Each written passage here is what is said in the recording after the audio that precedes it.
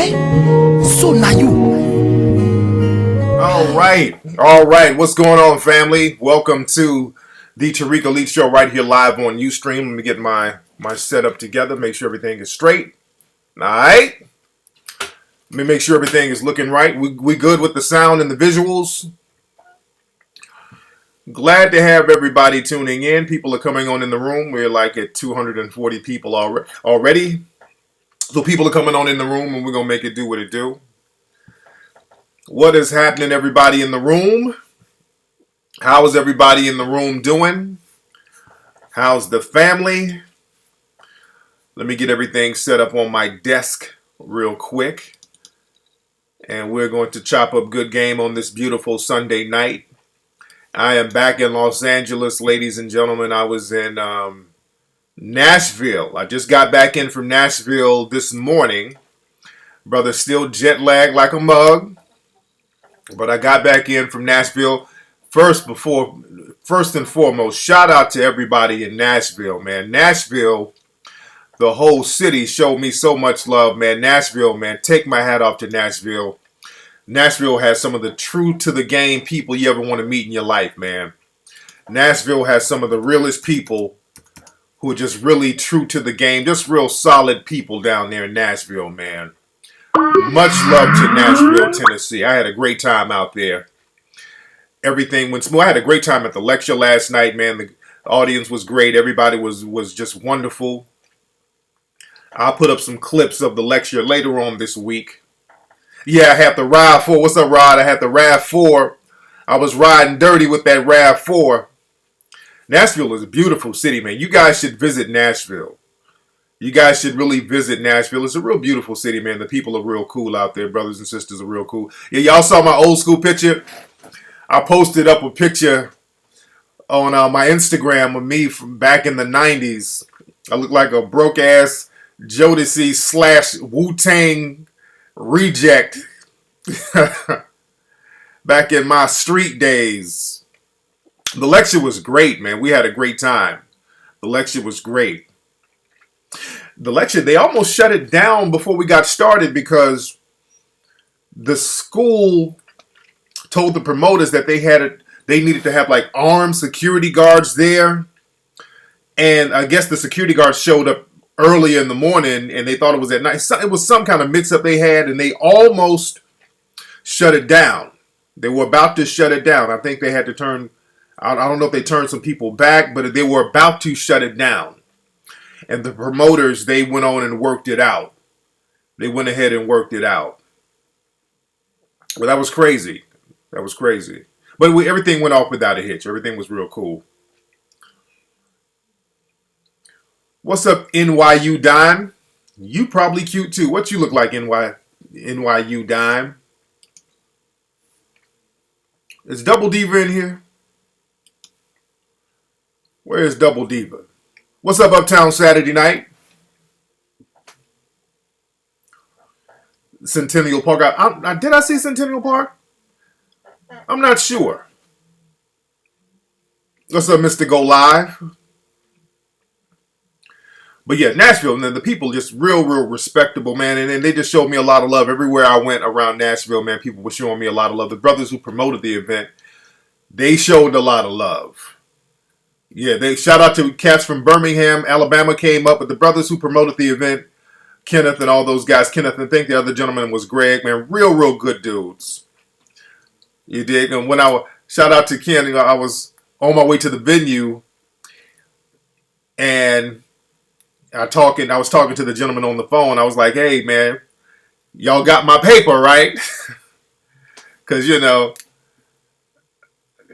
I've had experiences with certain schools who were delinquent on the paper. So that's why if I seem real curt and very forward about the paper, it's not to be disrespectful, but, you know, I just like to get that business done. Because sometimes these schools kind of do the janky promoter thing. But these guys were straight. They handled business, and I respect that. They handled business, and I respect that. They did everything real smooth. Everything was straight up and down.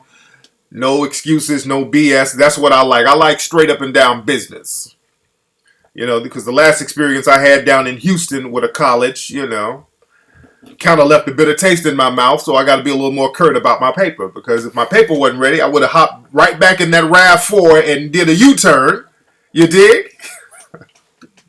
But the brothers were real good, man. They were real good brothers down there. Yeah, Birmingham was in the house. Shout out to the brothers and sisters from Birmingham. I didn't see Sleepy Hollow. How was Sleepy Hollow? How's that movie? That's what's up, Mr. Blee. And everybody, you can still donate money to, what's up, Double Diva? Everybody say what's up to Miss Double Diva, Hot Double Diva in the house. But yeah, everybody, you can still go to Kickstarter.com and type in Hidden Colors 3. I think we're like a little over 17,000 rather. We just need $17,000 to complete the funding for Hidden Colors 3 on Kickstarter. So we just need $17,000, which we can do that tonight. We can get $17,000 tonight. $17,000, what's that? That's a kilo of cocaine and 7 bags of Remy weave. So we can get $17,000 in a night. Excuse me. We can get 17 G's. It is getting funded. It is getting up there. So we just need 17,000 more. We're good to go.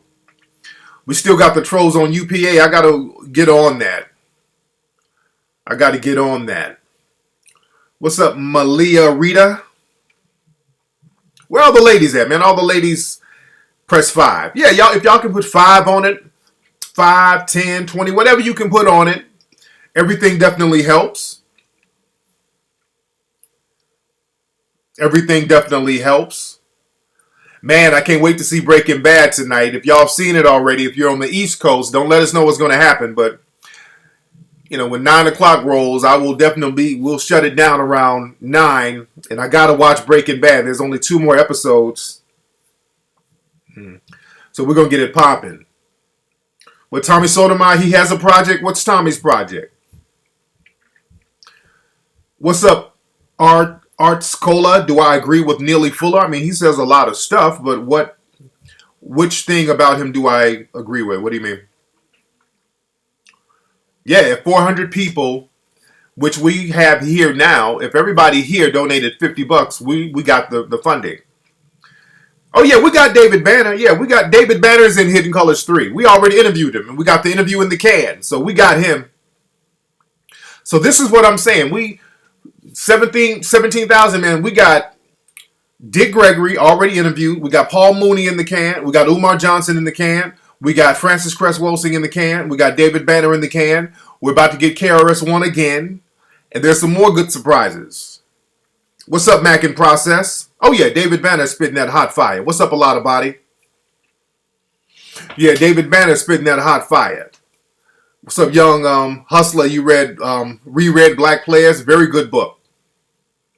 Oh, yeah. David Banner's definitely in the film. And he's spitting that hot fire.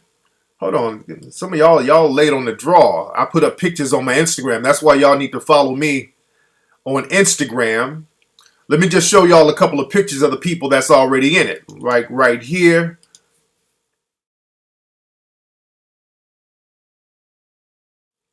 That's Mr. Paul Mooney. Mr. Paul Mooney is in it. Let me show some more pictures of who's in it, who we got already in the can. What else we got here? 1, 2. So let me show these 2. We got Brother Umar, and we got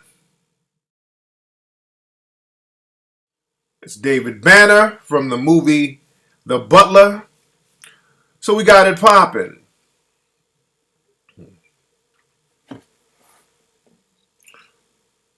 Yeah, David Banner definitely goes in.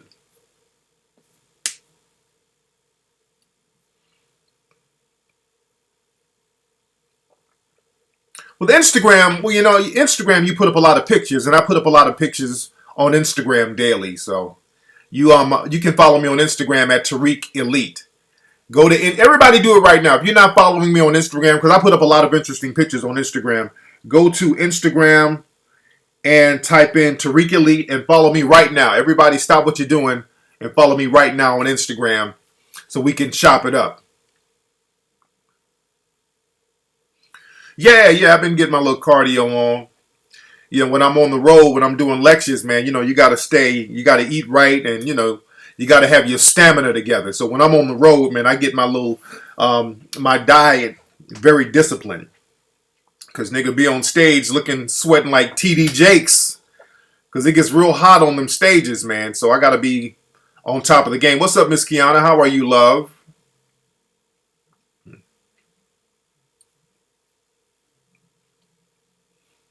Oh, yeah. We're going to get Shahrazad Ali again. Am I going to get Juicy J? Hilarious. Let me see. Yeah, so, what's that? This is my cousin Lawrence. Hold on. Oh, yeah. That's what's up, Busy Boy. No, I think Omari is just that angle. But again, man, shout out to everybody in Nashville, man. We had a great time in Nashville. I was staying downtown in Nashville. I was staying at the Renaissance downtown. Nashville is a white city. There's a lot of white folks in Nashville. A lot of white folks. For a minute, I was getting nervous. I'm like, where's the black section of Nashville? Because I didn't see the black folks until I got over there by the college. And the only reason I saw the black folks was because there was an African festival over there by the college and people coming to my lecture. But downtown Nashville is very white. And I remember going through Nashville years ago, like in the 90s. We stopped by there for a quick minute. And I remember seeing more black folks then. Where all the black folks? Where do they live?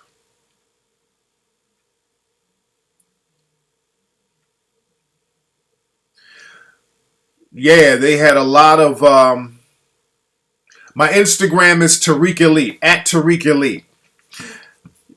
Yeah, I've been to Memphis before. I've definitely been to Memphis. That's my Instagram right here. Y'all see that? I just typed it in. Y'all look at the red letters. Y'all copy that and go to Instagram. Yeah, what's up? Yeah, Mentalic, I heard about that. Those Negro bedwenches who were supposed to be debunking Hidden Colors 2. I heard like 2 minutes of it because a few people sent me their little blog talk show. And the first 2 minutes, I said, okay, these must be black feminists because they're trying too hard to debunk the stuff in Hidden Colors. And the only people who do that are black conservatives or black feminists. And sure enough, I looked at one of the females' pages and on Twitter, and she's a feminist. So I wasn't surprised. You have to understand, a lot of these so-called black feminists, they do stuff and they just say silly nonsense just for attention. Because the stuff they were saying, they're too easy to debunk themselves. They didn't debunk the movie. It was these two Negro bedwenches, so-called black feminists, talking about Hidden Colors 2 was bullshit. Black folks weren't here before Columbus. Beethoven wasn't black. The Olmecs don't look black. I mean, they were saying a bunch of stuff that white supremacists say. So it was extremely easy to debunk them. They were saying that the pineal gland doesn't produce melanin. Just stuff that's just too easy to debunk. Yeah, it's just really too easy to debunk. And my thing is also, which I'm not trying to give them too much shine because I don't even think they show their identity too much. And I don't like mentioning people who don't show their identities. You know what I'm saying? People who hide their... It sounds like agents, exactly. So people, if you say something, at least show who you are. Put your cell phone out there. Don't just hide. Yeah, don't hide on the internet. And yeah, the black free thinkers. Yeah, exactly. Show your identity so you put your cell phone out there. You dig? What the stuff they were saying was just, it's too easy to debunk. I'm not going to waste time with that. I mean, even with the whole Beethoven thing, they say Beethoven was black and there's no proof of that. Well, there's several books about it. His contemporaries kept mentioning that he looked like he was mulatto. His nickname was the Black Spaniard. They kept referring to him as a Moor. These are his contemporaries. This stuff is easy to find. You dig what I'm saying? They were saying that there's no proof that African people came here before Columbus, and there's so many documents. You can read Columbus's and his son's journals where they said they saw the same people over here. You had European explorers saying they saw quote unquote Ethiopians. You have Jesuit priests coming over here classifying the Native Americans as Negroes. You have museums that have photographs of these so-called Native American people here who look like Africans, which we showed in Hidden Colors too. It's just too easy to debunk. You dig what I'm saying? So that's why my thing is I want to know their overall agenda.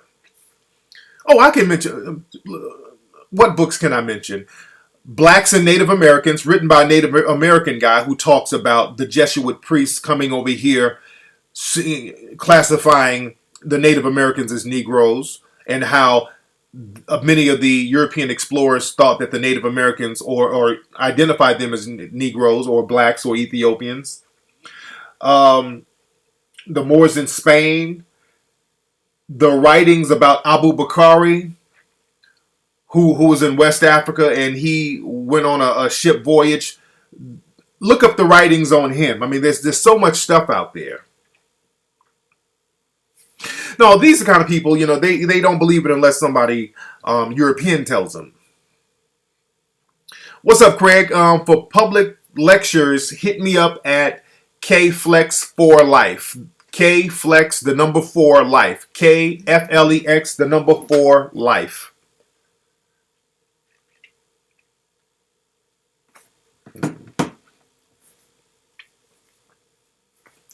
Yeah, that's the thing, Caramel Murr. Like, if you're a black person, and that's why I knew when I heard the women talking, and plus these women, they were just talking shit about Umar, they were talking shit about Booker T. Coleman, they were talking shit about Anthony Browder. Anthony Browder, I don't know what he's talking about. Okay, these are people who are just, they're like agents almost. You dig what I'm saying? So they can't be taken seriously. Again, I debate with my equals, all others I teach, as Dr. Clark once said. Craig, again, my email is kflexforlife. But yeah, one of the women, they said something about the Olmecs talking about, and this is why I didn't take them seriously. They're just saying shit for attention. One of the girls said some shit like, they said that the Olmecs were African. They don't look like none of my relatives. So, okay, now you're just being silly. Okay, now you're just playing dumb. If you don't think the Olmecs look African, the conversation, you're being silly now. You dig? And we can go into some of the temples in Mexico that I've personally seen, and I've shown pictures of Hidden Colors where the Bone and Pack people who were in the same area where the Olmecs were had on the same outfits as the West African tribes, as the Dogon tribe. You can juxtapose their outfits and their traditions and their culture, and it looks the same. They're brown and black-skinned people with dreadlocks, and we showed the pictures in Hidden Colors. I mean, what more proof do you need? I mean, we provided proof after proof after proof. We provided photographs, paintings of the era. So, let me see, allow links. Yeah, we're allowing links. You can show links.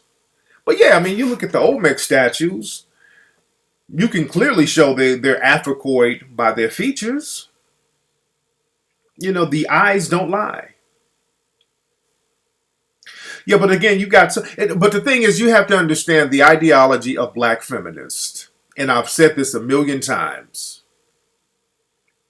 You've seen black women debunk Hidden Colors like it's offensive. See, the thing is, Caramel Murr, the type of black women who will try to debunk Hidden Colors are women who identify themselves as black feminists. If you see a black female trying to debunk, I mean, it's cool to question stuff. I have no problem with that. But if you're just really reaching for stuff and pretending that you don't see the evidence when we provided tons of evidence, when you just deny the evidence that we show, see, that's the difference between saying, oh, there's no evidence, but when we show evidence and there's evidence there and then you just deny it, that's something else. And I don't argue with niggas in denial. I don't know if you want to believe that you've been a slave all your life, you knock yourself out. The thing is, if you see a black female who tries her best to go out of her way to debunk the Hidden Colors series, 9 times out of 10 it's a black feminist, and you have to understand the ideology and the real mindset of black feminists. Black feminists, in order for black feminism to thrive, you have to have white supremacy in place. That's what you please understand. That if you don't understand anything else about black feminism and these females who are trying to debunk Hidden Colors, that's a perfect example of what I've been always saying about black feminists. In order to be a black feminist and to maintain the theory of black feminism, there has to be white supremacy in place. Because white supremacy protects and empowers black feminism. Without white supremacy, there could be no black feminism. This is why black feminism don't want to challenge white supremacy, and anything that challenges white supremacy, black feminists are against it. You notice that? Anything that challenges white supremacy, black feminists are against that. Just like with the civil rights movement, when people were trying to, stop the systematic racism, the black feminists came along and started trying to deter that. Saying, what about the civil rights leaders? They're misogynists. You understand what I'm saying? There was a reason why they were doing that. They hate women. They're neglecting our needs. They were doing that because if they chip down and destroy the system of white supremacy, the black feminists won't have power. And the black feminist power, their whole thing is to dominate the black male. The black feminists, their whole thing is to dominate black men. It's to rule over black men and dominate black men. That's their whole thing. The whole thing about black feminism is to dominate and control black men. That is their whole thing. And in order to do that, they need white supremacy to back them up. They need the white male power structure to back them up. So that's why anything that will challenge that, just like Hidden Colors, directly challenges white supremacy. So you notice the bedwenches, the coons, and all these people come out and try to defend white supremacy. You dig? What's up, Sosa?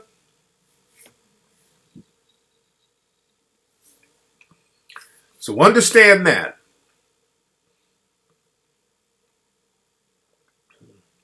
And the thing is, black feminists, what they do, when you get in on them, they try to run and hide behind black women. Oh, look, they're attacking us black women. And black feminists don't like black women. They don't like the average black woman. Black feminists do not like the average black woman. Because the average black woman is competition to them.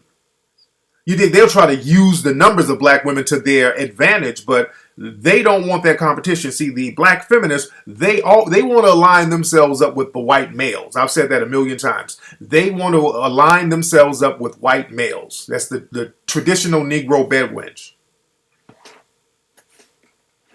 You dig?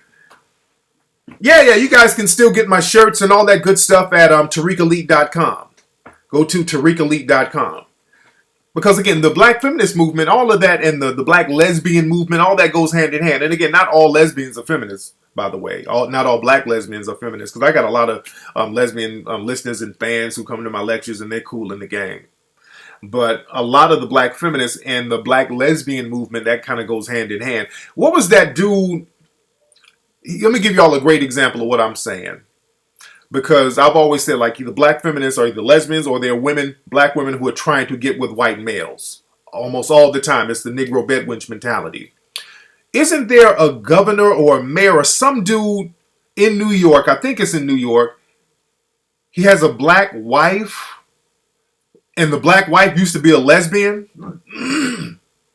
Where are my New Yorkers? I think it's in New York. There's a mayor or a governor, somebody in New York, who's married to a black female who was running to be mayor or something like that. And he had a black wife, and the media kind of made a little thing about it. And they found out she used to be a lesbian, but then she ended up marrying him. And I can't... What's his name? It wasn't Wiener. It wasn't his ass. Amari, shut your ass up. Nigga talking about Wiener. It wasn't Wiener. It was De Blasio. It was De Blasio. Okay. Is he mayor? Is he the mayor? Is he, what is he now? Or did he run or did he win? What happened with him? Bill De Blasio. Okay. He's running for. Okay, so he's still running for mayor.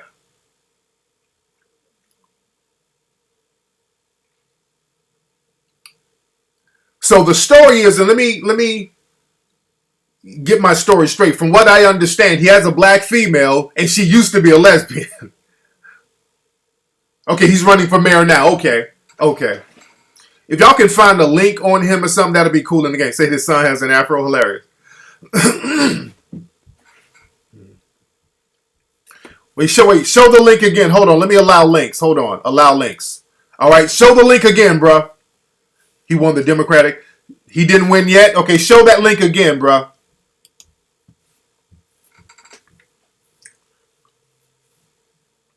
Yeah, so from what I understand, his female used to be a lesbian.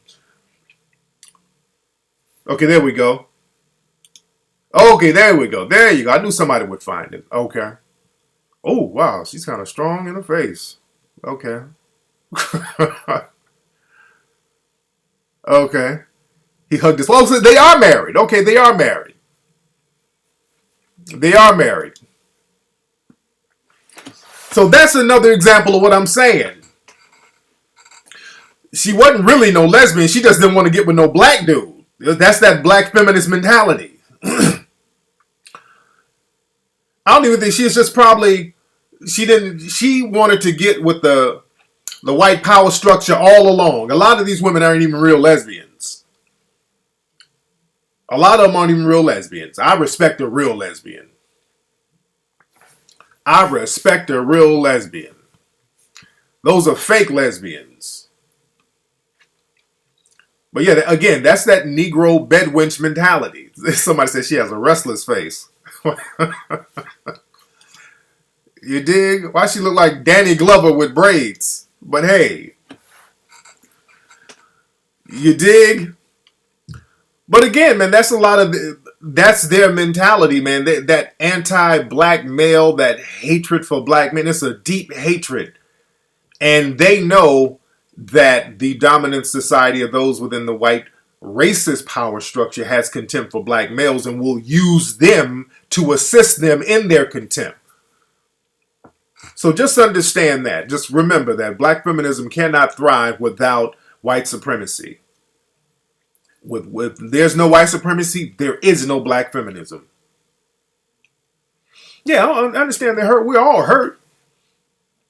Yeah, we all hurt. You think black men aren't hurting? I mean, we're all hurting here.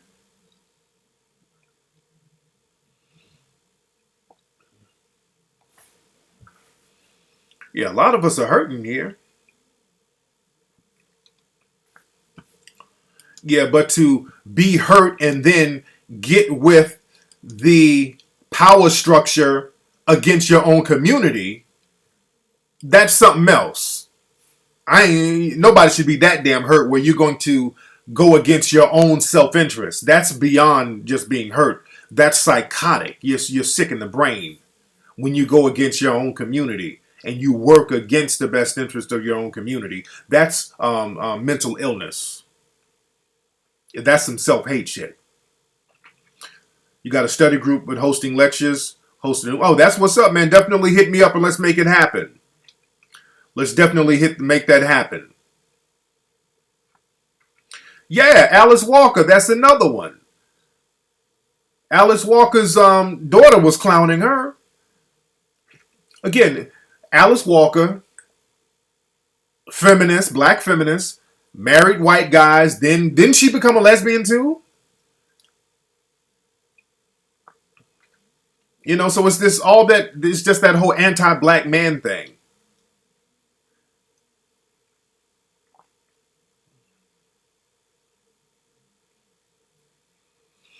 Yeah, because they don't like their kids. This is the whole thing. They don't like them black feminists don't like black men. They don't like black families. They don't like black kids. Yeah, the daughter ratted her out. What's up, Jay? You said you're a little confused about slavery because these whites be like Africans sold each other into slavery, so we're here because of other Africans. Well, that's a cop out. That's a cop out.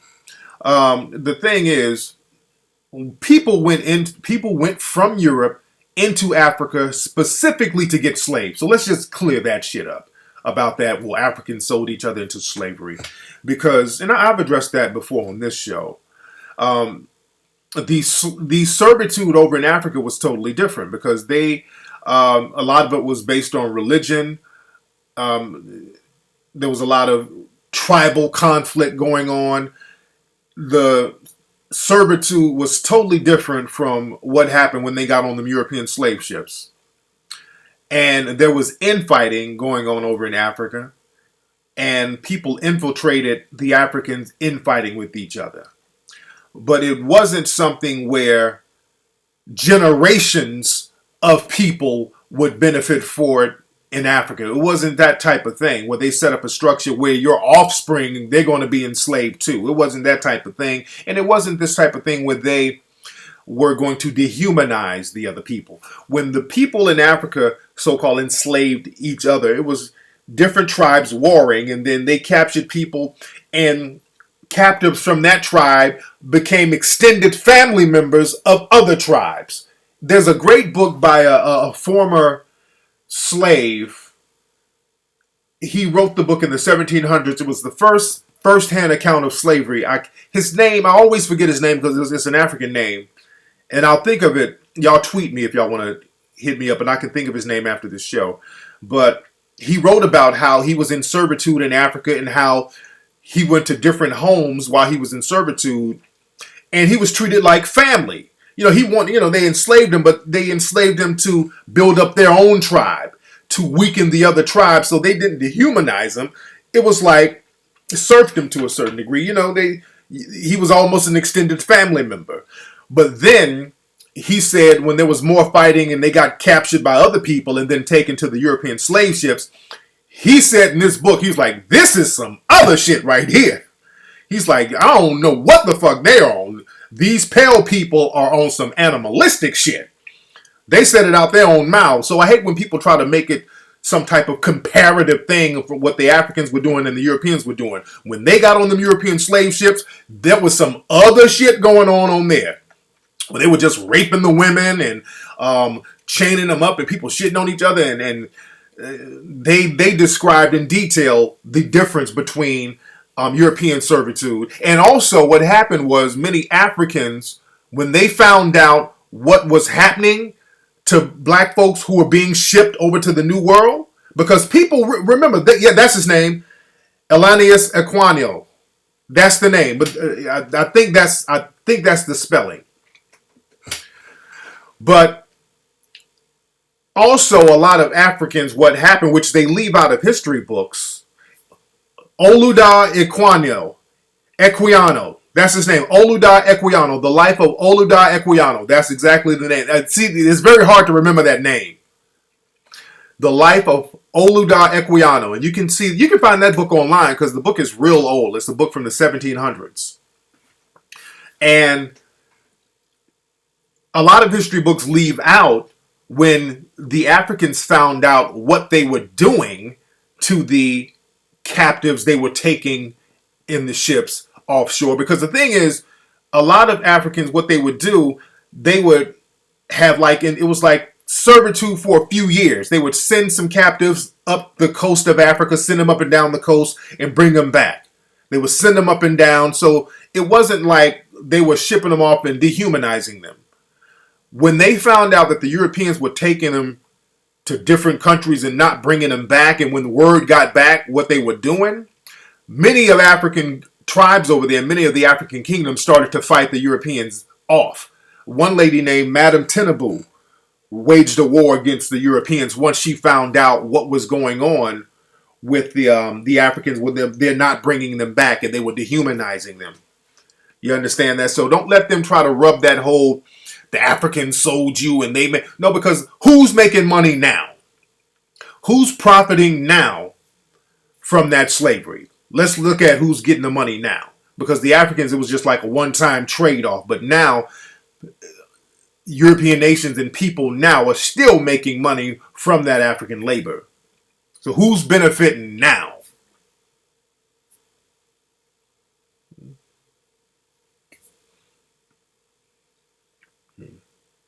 It's definitely not the Africans. Oh, my ear itch. Yeah. It's definitely not the Africans. Hold on, family.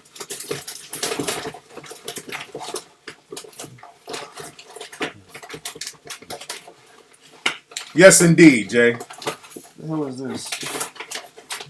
Yeah, when people say that, that's a cop out. Yeah, they like to throw that out there as a deflection. That's a deflection tactic. That's a deflection tactic.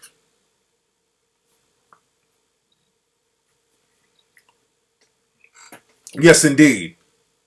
I'm good, Kay Pratters. How you doing?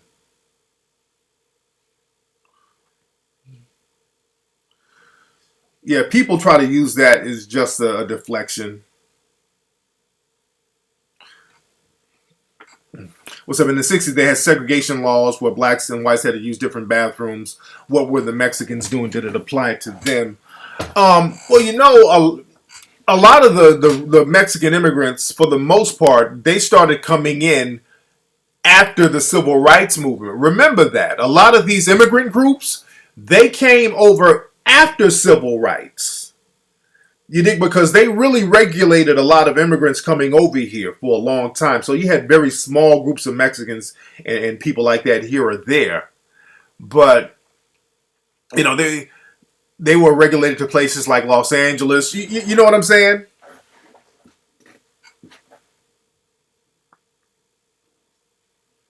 But all of the major immigrant groups started coming in after the civil rights era. Now, I'm assuming in places like LA, where there were a lot of Mexican people living already, they possibly had the restrooms just said white only. You dig? And they might have had neutral restrooms that I'm not sure of.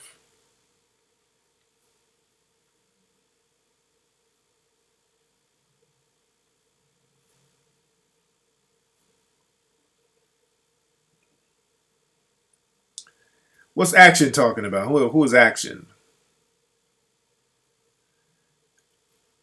Who is Action? Who called me a misogynist? Wait. Let me see who's Action reason. Who is somebody called me a misogynist? Who is Action? Hold on. Let me read some of this stuff in here. Wait a minute. Wait. Okay, hold on. There you go. Where you at, Action? Hold on. Let me see. Somebody. Do we have a troll in here? Where you at, Action? Hold on. Somebody called me a misogynist. Hold on. Let me see where they at. There's so many people in here I can't see. Now, Action, repeat your words again, Action. Say she's a feminist troll. Action, I just saw you, Action, so repeat the stuff you were saying. What's up, Black Queen Cleopatra? What's up, Action? So, Action, you say I'm a misogynist. Now, how am I a misogynist? And do you know what a misogynist means, Action?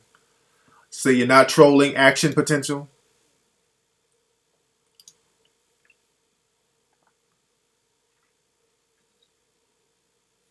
What's up, Mal Manhattan? So yes, I do what?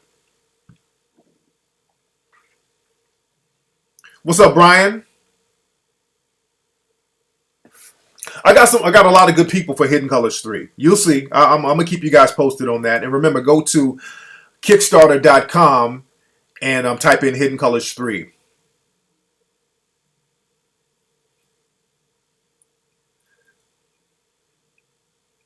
Now, Action kind of disappeared. Where you at, Action? Where did Action go?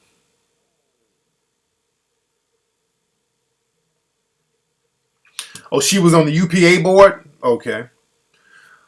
Come down to Kansas City. Y'all holler at your colleges, man, and let's make it happen down there.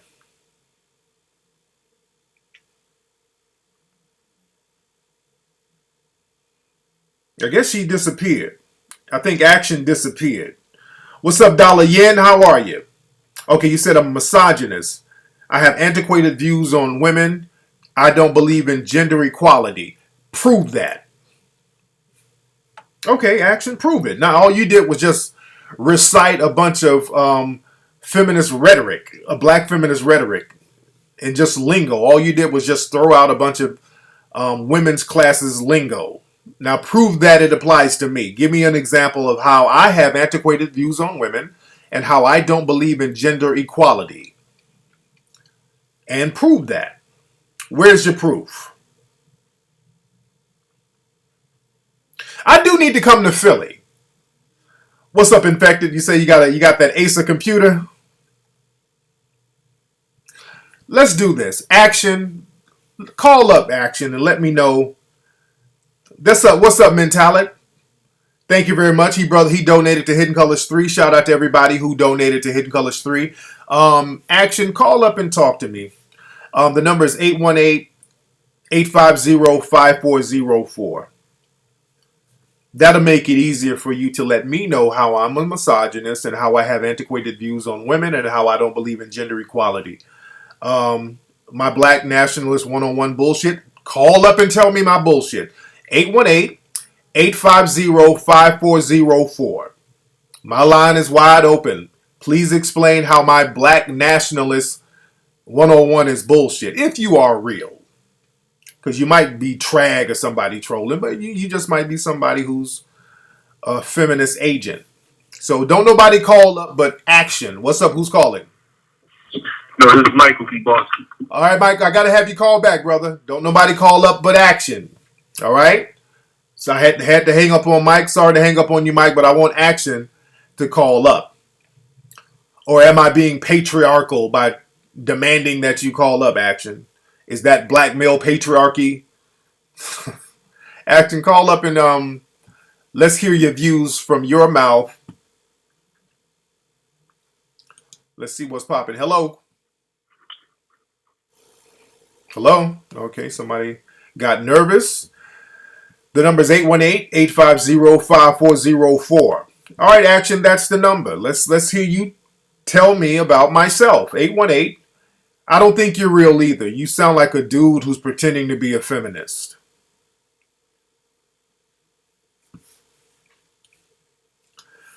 Yeah, Henry, you can do that. Just leave me a note, leave me a message on Kickstarter, and we can do that. Just leave me a message on Kickstarter, we can do that. Again, so I'm waiting on Action to call up. What's up? Who's calling? Fuck you, bitch!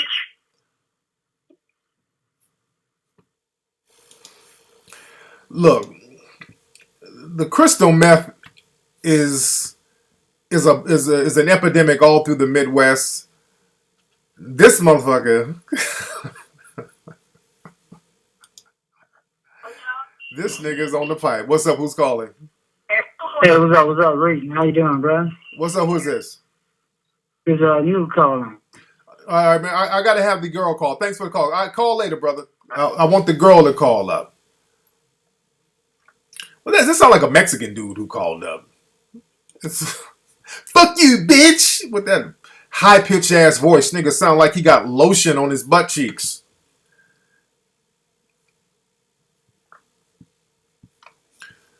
So we're waiting on Action to call up. Doesn't look like Action is going to call up because Action might not be real. Again, Action is somebody pretending to be a feminist. That probably was Action. Action is probably a Mexican dude.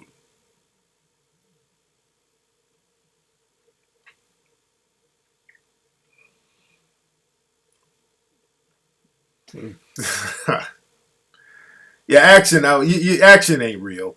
Anyway, Action is inactive. Yeah, we went to some of the clubs in Nashville. We went to two. We went to like a bar. The bar was called the Weekend Bar, something like that. It was pretty decent. We went to a club called Lucy Blue. It was ratchet. But the thing is, in Nashville, it's a self-aware ratchetness. So that was cool. So it wasn't that bad. It was ratchet, but the people there knew it was ratchet. And that's the thing. Okay, Man Viral. I got it. Man Viral, why do you keep typing the same thing? You keep... All right. I got it, man viral. You keep typing the same exact thing, man viral. Okay. But we went to the club called Lucy Blue. Hold on, let me see if this is the chick. Hold on, this might be the troll again. Hello, who's calling? Hello, Tariq. What's up, man? No, this ain't no troll. Okay. I ain't turning into the U stream tonight, so I don't know what's going on. But I had a question. Go ahead, brother, real quick.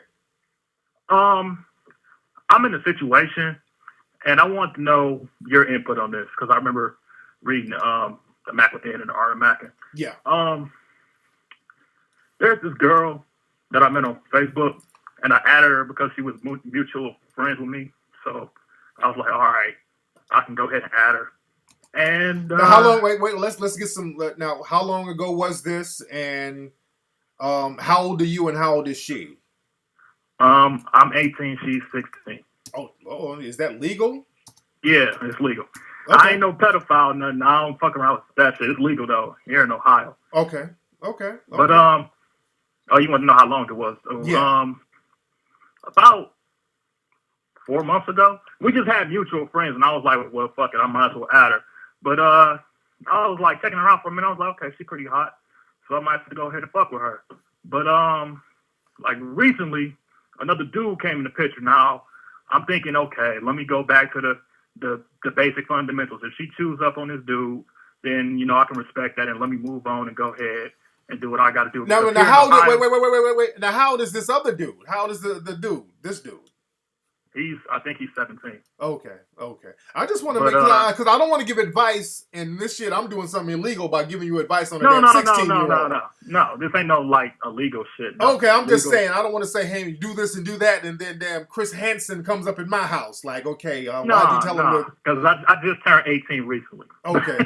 Somebody look up the statutes of limitations in Ohio, so I don't get in trouble giving this nigga some advice. But go ahead. So what's the issue with this this young lady? And I use the word young very literally. Right. Yeah, that's what I'm saying. Like, cause like I'm not trying to get you in trouble and whatnot. But so she's like right now she's talking to the dude. Nothing's been officially confirmed, but from what I'm seeing, her and the dude are like about to go out. So I'm thinking like, okay, they're either about to do what they got to do and go out, or they've been talking. From what I'm gathering, they've been talking for a little while, like a week or so. Right. And they're about to go out. So I'm thinking like, all right, do I go ahead and put my bid in, or just say fuck it and go on? My thing is this, man. Right now, that girl is 16 years old. It sounds like she's a little old 16-year-old double clutcher. And she's doing the most for a 16-year-old. If she was my daughter, I would have my foot square up in her ass for talking to all these dudes, especially with your old voice sounding ass, because you don't sound 18. You sound like you got some miles on you, player. So that's the thing. No, man.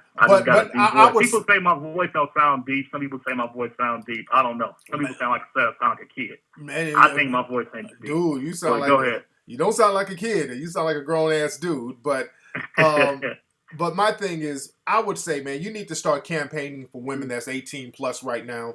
That's my thing, because when women are under 18, they're going to do a lot of little kiddie shit, a lot of little high school shit. It's going to be all goofy. They don't know themselves. They're trying to find themselves. And right now, as a dude, man, it's time for you to upgrade, because now you're an adult. So everything about you is about upgrading. Right now, you're sticking to that old high school shit. You're about to but the thing is, hold on. The thing is, like, she's not like this one girl I'm obsessed with. I ain't simping or nothing. It's just like, okay, she was on the radar. Now she's more than likely off of it. Let me go ahead and get these other campaign out here with these other females out here. That's what I'm thinking. And my thing, I'm just telling you the general mindset of a 16-year-old girl. A 16-year-old girl is on some goofy shit. I mean, there's not no real rhyme or reason. They're purely emotional, and I'm not saying that to disparage them, but they're kids, man.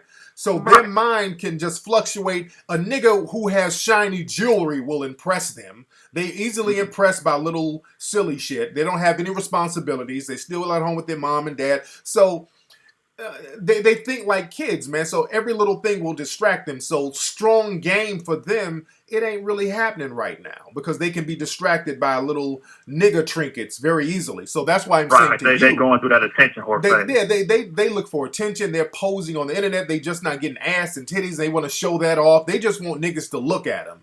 so they can Right. feel good. So you don't want to be a part of that. You don't want to be a part of that shit because it's going to get worse when they get around 18. So you need to start campaigning for the upgrade. You need to start getting females that are 18 plus so you can upgrade your game. Because are you about to go to college now? What you about to do?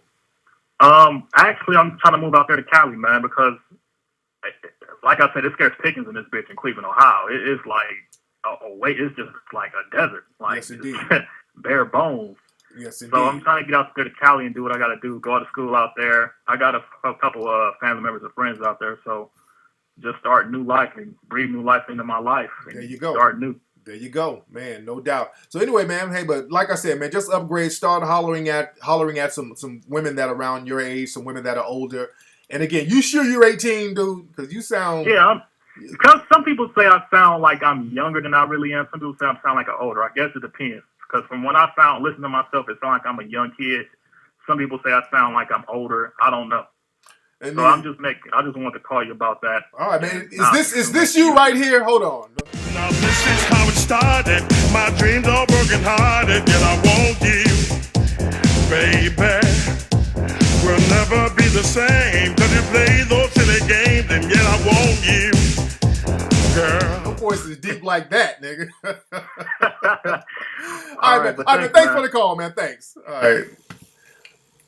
My God, bro. That's an old sounding 18-year-old, man. Yeah, I don't want to give that dude no advice on messing with no 16-year-old. With that voice, no Lord. Nope. No Lord.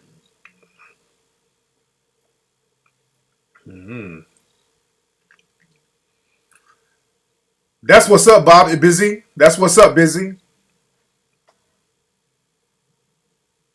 What's up, Candy? Where are the ladies at? Shout out to all the ladies in the house. All the ladies press 5. Let me holler at these women up in here. All the ladies press 5. All the lovely ladies press 5 up in this piece. We in here heavy. But again, like I said, we were in Nashville last night. We went to a couple of clubs. We went to that club, Lucy Blue, and it was kind of ratchet. But the thing is, in Nashville, it's a self-aware ratchetness because they know this shit is ratchet. So I can respect that. That's the thing about being self-aware about the ratchetness and just not knowing that your shit is ratchet. Like you go to certain spots in certain cities, in like Chicago, for example. And I love Chicago, by the way. But Chicago, a lot of cats in the clubs, they don't know that the shit is ratchet in some of those clubs. Because we went to the club in Chicago and it was extremely ratchet and niggas was acting like they did me a favor by telling me to go there. Niggas saw me in the club in Chicago. Hey, what's up, nigga? Didn't we hook you up, player? We hook you up, didn't we? I'm like, nigga, I'm scared for my life in this fucking club right now, nigga. No, you didn't really hook me up. And the niggas running up on me, man. Nigga, look at all these dimes, nigga. Nigga, just... I don't even know how you gonna make a choice, player. I'm like, nigga. Yeah, Sawtooth. Nigga, we went to Sawtooth. Them niggas was acting like Sawtooth was the spot. I gotta get on. I love Chicago, but y'all were acting like Sawtooth was the spot. All of y'all niggas was talking about how hot Sawtooth was. Nigga, Sawtooth is the upscale shit. Sawtooth was so fucking ratchet. A week after we left Chicago, there was literally a murder outside of Sawtooth. Look that up. There was a damn shooting outside of Sawtooth. That's how upscale that motherfucker was. But I guess cats are just so used to the rah-rah shit. It's like, okay, it was just one shooting. Damn. Because it's so rah-rah out there right now. It's like, you know, just one shooting don't hurt nothing, you know. But again, at the club in Nashville last night, we went to Lucy Blue. And the cats were walking up to me in the club. They're like, hey, man, what's up, Tariq? Now, look, man, I know this spot is ratchet. Now, don't put us on blast, all right? I know this shit is ratchet. Dudes kept telling me that last night. We went to the other bar, the Weekend Lounge, and some females was talking to me and Ola. They're like, y'all ain't from here, are you? I was like, no, I'm from LA. He's from North Carolina. And they're like, what y'all doing out? And we told them we went to Lucy Blue. They're like, oh, that's ratchet. Even the women were saying that. So the city knows that the spots are ratchet. They know what's ratchet and what's not ratchet, and I can respect that.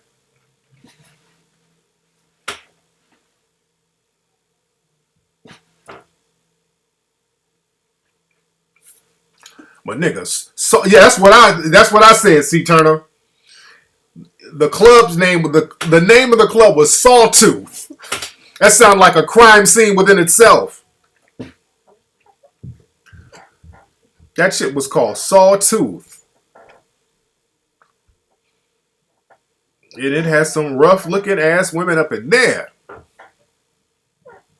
Said some broke females in Kansas City. Man Viral, if you mention her name one more time, I'm gonna block you, man, because you trolling right now, Man Viral. Why you keep mentioning her name and don't nobody give a fuck about her, that chick, dude. You keep mentioning her name and you're trying to be slick by mentioning her name. Nobody gives a fuck about her. It sounds like you're trying to promote some website or something.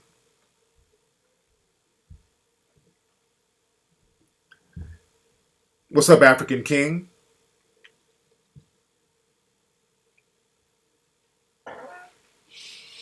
Yeah, but the dude, again, I hope the dude ain't out there doing what in Ohio ain't messing. Yeah, that might be Pearl Jr. herself, so who knows?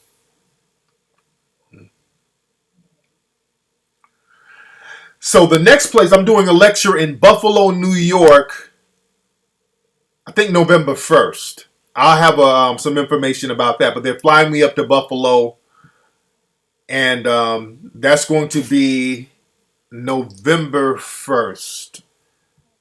I'll find out the venue name and all that stuff. So if you're around upstate New York, you guys definitely come up and holler at me and check me out. They're doing a screening of Hidden Colors, and I'm going to talk about that. So it's going to be real good stuff up there in New York.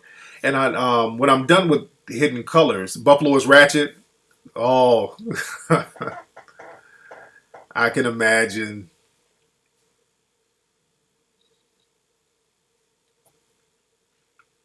They bring my mink. Hilarious. I got to check out that new Captain Phillips movie.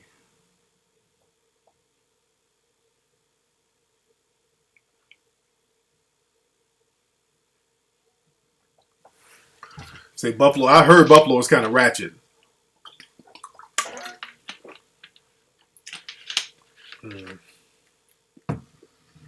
I've been to Kentucky before. I've been to Kentucky back in the day. So Kentucky was ratchet back in the day.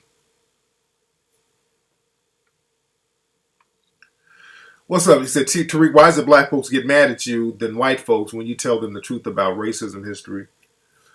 Because again, black folks, unfortunately, many black folks are taught to see themselves through the eyes of whites. Yeah, we are going to try to premiere Hidden Colors 3 in the Bay Area. So we're going to try to have it out there too.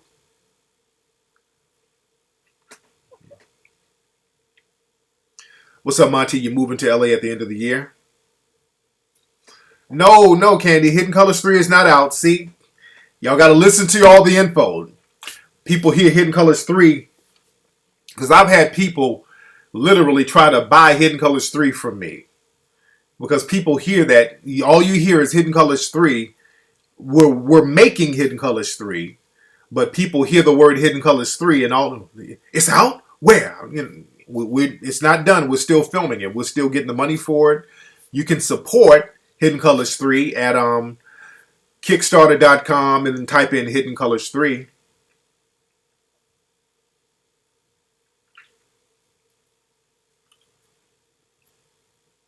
I was thinking that, the King, when I'm going to do another lecture out here in LA, I got to do that. What I'm going to probably do, I'm going to hit up a bunch of cities back to back. What I'm going to probably do, I'll probably, in about a 2-week time span, I'll probably hit up LA, Chicago, Atlanta, DC, and New York just back to back. I might just do that back to back. So I'll probably start looking into doing that when I'm done with a lot of the Hidden Colors 3 stuff, because that's going to take a lot of time. And I do want to hit the road and holler at folks and chop up game with folks. Saving up for your trip to Africa? That's what's up. Oh, yeah, man. Hidden Colors 3 is official. the people we got so far is official.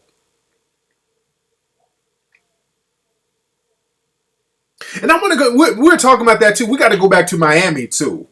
I would love to come back down to Miami because we had a great time in Miami.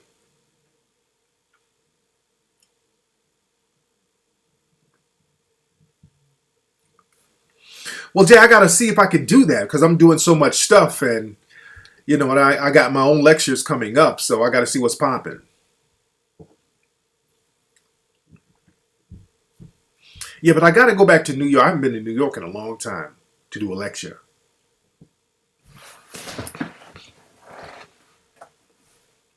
Did y'all hear about out there in Kenya? They shot up that mall. There was some terrorists who shot up a mall in Kenya. Man, that's very, very sad. I hate to see stuff like that happening.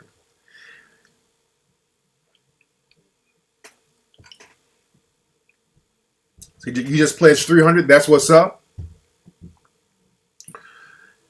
Well, you can email me on Kickstarter, or you can also email me at kflexforlife@yahoo.com.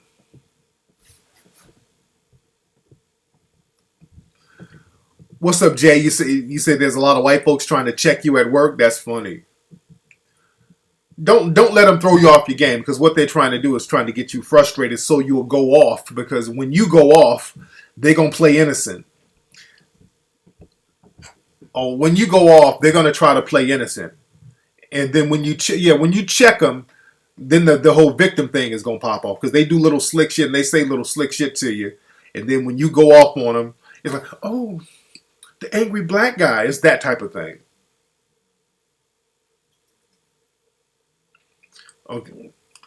Okay, and we knew Trag's fat ass would come up in here any moment now. This fat knock neat nigga. Trag, at least be original with your trolling. Damn, well, you about the most unoriginal troll in the game. What's up, DJ Milk? You say, if I ever throw parties, hit you up to DJ. What city you in, DJ Milk?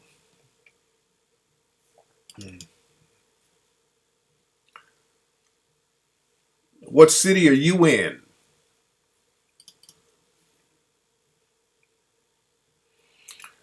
And I don't know if I'm going to have you DJ in my party, because the last party you DJ'd, man, I just didn't like the vibe of the last party you DJ'd in, bruh.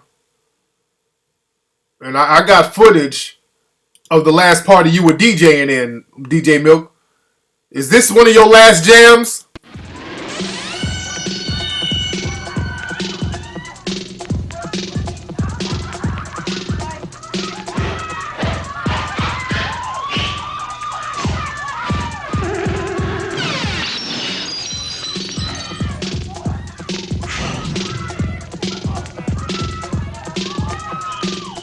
So yeah, I don't like the music you playing, bruh. You dig?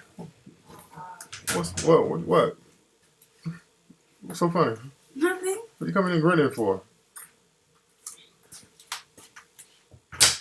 What? Nothing. This company. Yeah. Oh. Listen to you. He hasn't been asleep.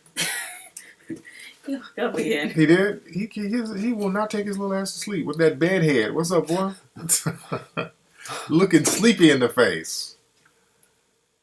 What's up? You look so sleepy, TJ. TJ will not go to sleep. TJ's he's been fighting sleep all day. What's up? Everybody says hi, Peanut. Peanut's feeling a little sickly. Oh, is Feeling, I am. Yeah, she is. TJ, my son, will not go to sleep today. Go ahead. Can we get a list of people? Well, what I like to do, I like to get the people and confirm them. I like to get all the people that's already confirmed, that's already filmed. Look at TJ got the bad head. Look at that head. He got the little fade going on, the fade / mohawk.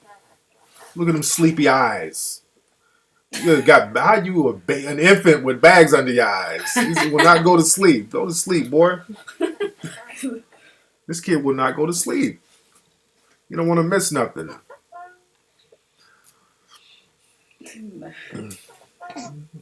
So you're a hip hop head, DJ Milk. That's what's up. King Joy, I see you, but again, the people that I'm confirming are the people who've already been filmed. So the people that's been filmed already: Paul Mooney, Dick Gregory, Francis Cresswell Singh, David Banner, Umar Johnson.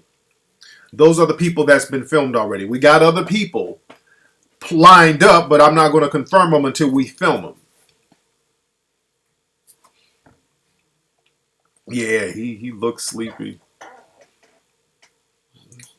He doesn't have bags. He has dark, little Yeah, dark circles. he's a big boy. Who is this? What's up? Who's calling? Mike from Boston. What's up, Mike? How are you? I'm good. I got a question for Tariq. Go ahead, brother.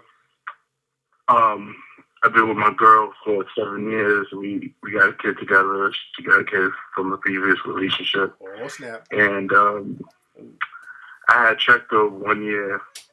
We threw a birthday party for an older kid, and I had checked her 1 year. I was like, her baby daddy can't come to the party if he ain't contributed. And I was asking you, do you think that was the right move? Do you think I was right, wrong? Wait. Now, the baby daddy came to the party. What did he do?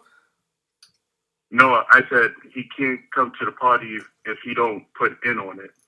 Oh, okay. So, damn, you said the baby daddy gonna have to break bread.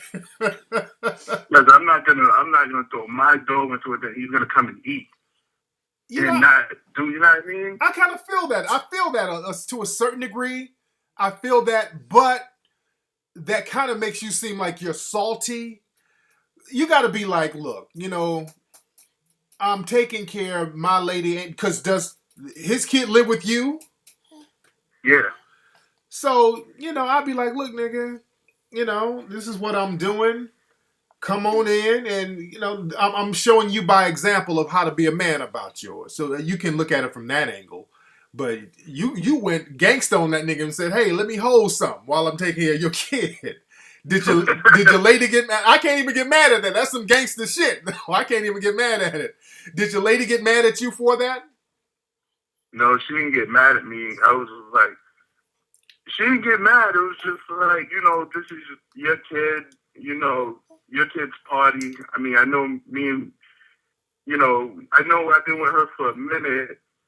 Okay, but you gotta at least put 50% because this is your kid. Your kid is not and I gotta think about that because I'm thinking, what would I do? I'm taking care of somebody's kid. I'm feeding this kid. I'm schooling this kid. Then I'm gonna throw a party for the kid, and then the real dad up there eating some damn cake, eating up my goddamn Baskin and Robbins and blowing out. I would feel a certain way myself. But I would pull that nigga to the side and holler at him though. Is she getting child support from the dude or what? At one point she was, but he keep getting locked up, and he really don't work. Like he probably got his first job in like 20 years or something like that. Okay, I wouldn't. Okay, if that's the case, I wouldn't really trip. Then I would just be like, hey, it is what it is. That's his kid. Let him come. Spend time with his kid. That is his kid. If he's not really able to do anything financially, I can understand that. And, you got to kind of look at your lady sideways for, having a goddamn baby with a loser-ass nigga like that. You dig? So, but I would be the bigger man about it. That's my advice to you. Just be the bigger man. Yeah, that's what I wanted to know. I just didn't want to look like a jerk and, did I come off, Because my thing is, if you were to say that this nigga's kind of balling out or whatever, then I'd be like, hey, man, since you rolling like that, help me pay for some of these balloons and some of this damn Chuck E. Cheese rental or something. But if he's a dude's already struggling and he ain't really got nothing popping, you just be the bigger man about it and don't even trip. You feel me? Okay. Because me and his family's cool and stuff like that. Yeah. All right, sir. All right, man. You good. You cool in the game, man. Thanks for the call. Yeah, so yeah, I'm thinking that the dude, the baby's dad, was kind of cashing out a little bit, but then just wanted to come to the party and eat up the food and just roll out.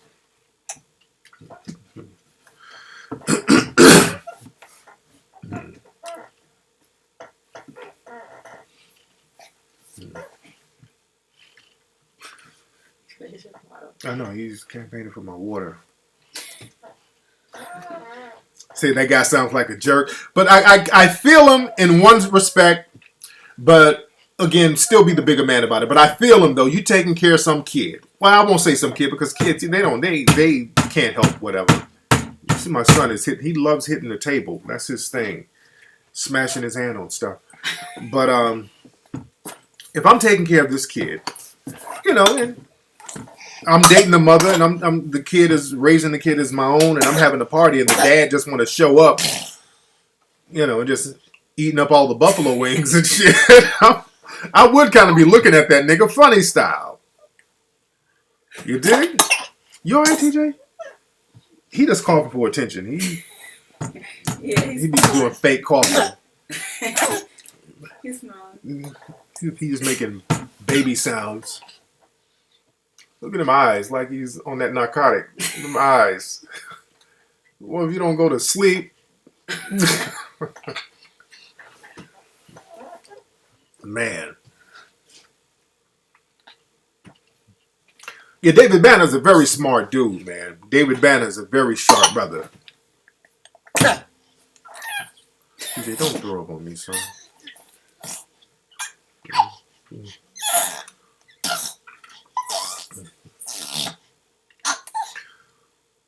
Yeah, so, you gotta, just be diplomatic about certain things. You gotta be diplomatic about things. What's up? Who's calling? Yeah, Tariq, this is Manny from the Bay Area. What's up, Manny? How are you, brother? Oh, good. Tariq, I actually got 3 questions for you, if you can answer for me. Yes. Okay, the first question is, I just got done reading The Art of Mackin', and at the end of the page, you finish it off saying, if you can remember the end of the chapter, do you remember that, the end of it? The Art of Mackin'? Yeah, the part where you took the girl back to her crib, and from that part, and the book ended on the girl was crying in the bed, and I'm still trying to figure out what happened right there. That was the precursor to what you're talking about. Is a sample of the book that I've been working on for like 3 years, The Game Advisor. So that's a sample of another book, and that book I'm still working on. It's actually a novel based on true events, but it's a novel, and you got to wait until the novel comes out to find out what happened in that scenario. Now, what's your next question? Okay, and my second question was, there was this conflict between you and this dude on YouTube called the nigga with the tattoos. He was just going in about him. He was saying that he was putting your it's one of your movies started off for free, and you got mad about it, and you blocked him, and there's certain rivalry between you and him. I was just trying to get your background. This is my perspective. There is no beef between me and him because I can give less than a fuck about that dude, and there is no beef. This dude is some random dude who emailed me just out the blue because people, when they post up my films on YouTube for free, I have it taken down. And some random dude's like, hey, man, why you keep taking Hidden Colors down? I'm like, nigga, eat a dick. I don't want you putting my shit up for free. The nigga emailed me back, oh, I'm about to go do a video and talk about us having a beef. And that's the beef. There is no beef. That's just some nigga trying to get attention. I haven't mentioned, I don't know this motherfucker, don't know shit about him. There is no beef. A nigga running his mouth trying to get attention from you is not beef. That's just a nigga trying to get attention. So there is no beef. I don't know anything about the dude, nor do I care anything about the dude. I just don't let people put up my films on YouTube for free. And whatever he's saying, I didn't even listen to his video, what the dude said, because I just don't give a fuck. So what's your next question? Okay. And the last question was, my brother was bringing me on to one of your old podcasts about you were saying that you were bashing dark-skinned brothers. But you made a comment about Akon, about his skin color. And I'm like, no, you wouldn't do that. He said, no, check it out. He has a podcast, him bashing on, What did I say about Akon? So, how did I bash on dark-skinned brothers? How did I do that? Exactly. Like, he was just bringing up a concept that the concept was brought about Akon, and you were just making jokes about skin tone color. That's pretty much all it was. What was the joke? I mean, I hate when people make an accusation and then they can never follow up with the accusation. I mean, I make jokes about everybody, but it probably wasn't about him being black or What was the actual joke? You got to put everything in the right context. See, people take little shit and take it out of context, and then make it seem like I'm bashing dark-skinned brothers, which is not true. You dig? Shit, I'm kind of dark my damn self. Shit, I be bashing myself. Exactly. But yeah, I guess I probably just have to do my research again about that. So, that's pretty much it. Yeah. Cause I don't bash dark-skinned people. I mean, that's ridiculous. But anyway, thanks for the call, brother. All right. What's going on with you, son? Go to sleep, man. Just looking for something to get into. All right.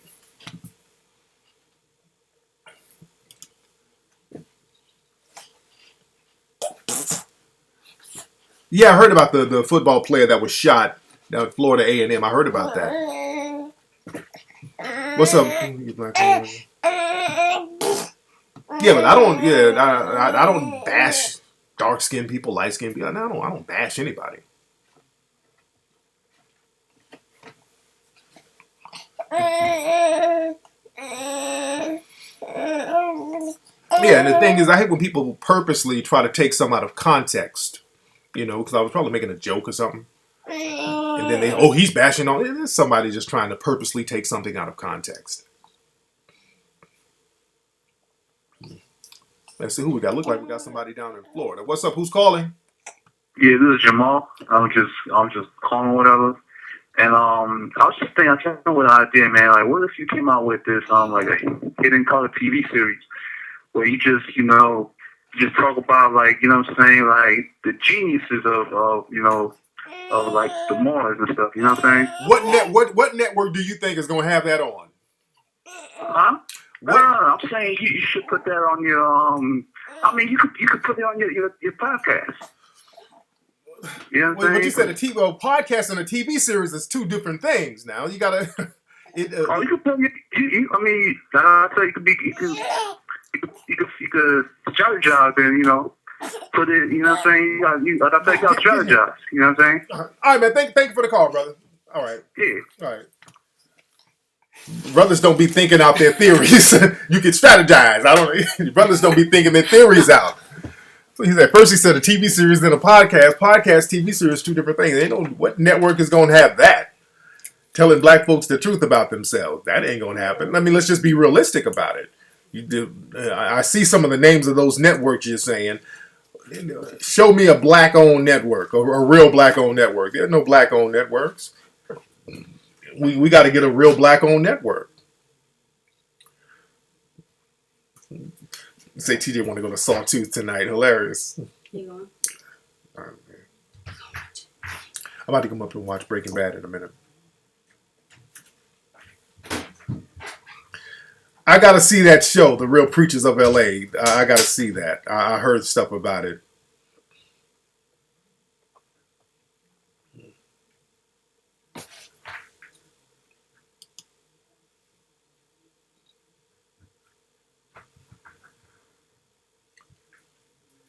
But yeah, like I said, a lot of networks ain't gonna put out that of people dropping all that ism about hidden colors, because you know what? First of all, people don't want you knowing your real history, and then, unfortunately, there's a contingency of bedwenches and Uncle Toms who will come out in defense of the dominant society, trying to debunk it, trying to shit on it. You dig? Anytime there's any kind of black progress, the coons and bedwenches come out in droves. And not just the women, but them Uncle Tom, Larry Elder type dudes. You dig? So that's why I like doing stuff on a grassroots level, just like with the Hidden Colors series. I like that because it's a grassroots thing and that we're controlling it.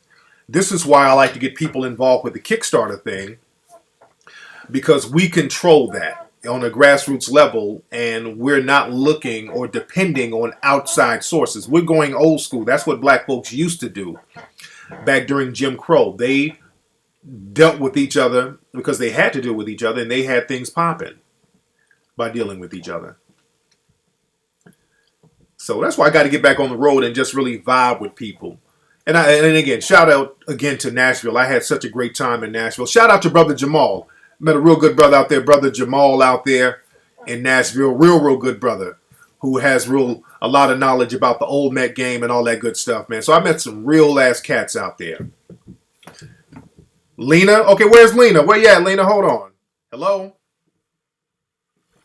Hello? Yo, what's good? What's up? Let me have Lena call up, bro. I'll have you call back in a minute. All right, who is Lena? I'm waiting on Lena to call. If Lena's trying to call up, who is this? Hey, this is Tariq from Max, North Carolina. Hey, man, let me have you call back in a minute, brother. All right, I'm waiting on Lena to call up. All right, Double Diva, whoever Lena is, where you at, Lena?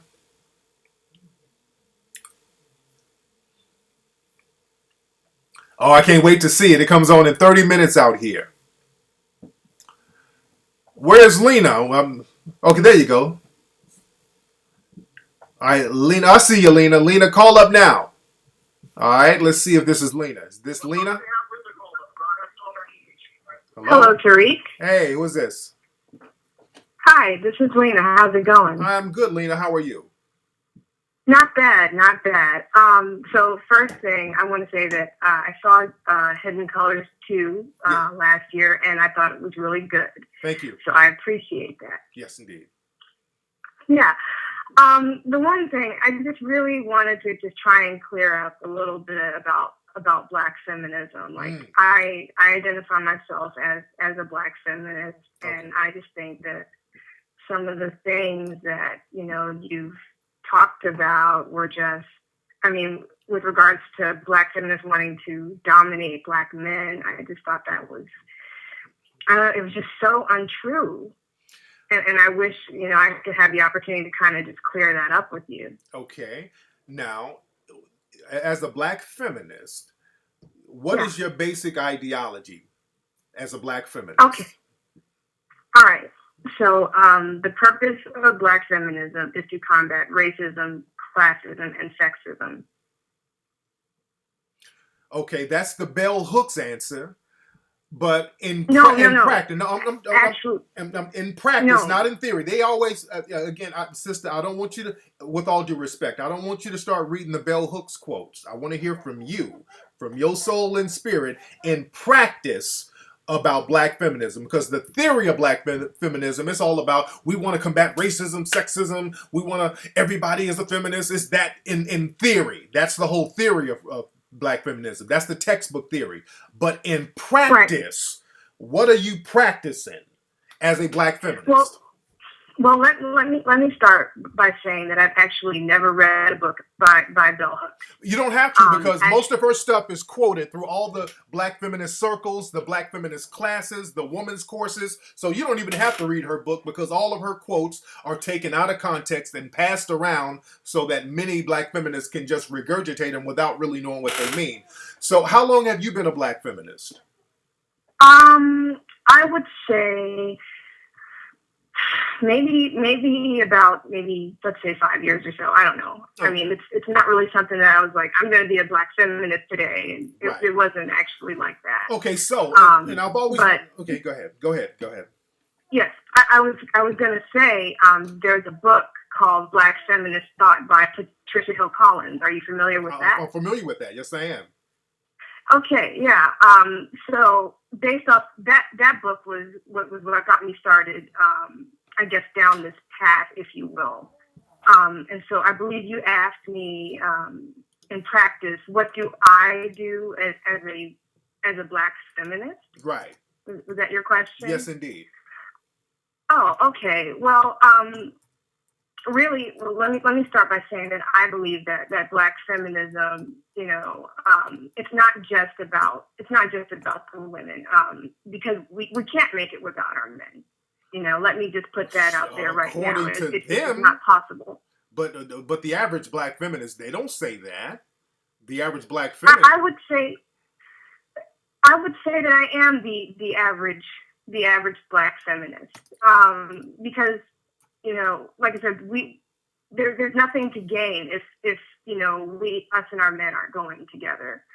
And I believe that if equality if the quality of life changes for Black women, then the quality of life will change for Black men. So let me ask you this, very simple, Sure. because before we dance around, as a Black feminist, what Yes. do Black men have that Black women don't have that makes you identify yourself as a so-called Black feminist? What are Black men getting, or what did Black men fight for that we didn't fight for Black women? Can you repeat that one more time?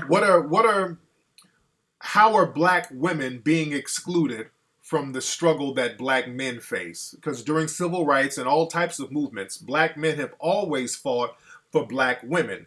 There was never a Black male movement ever in this country. There was never a Black man's movement.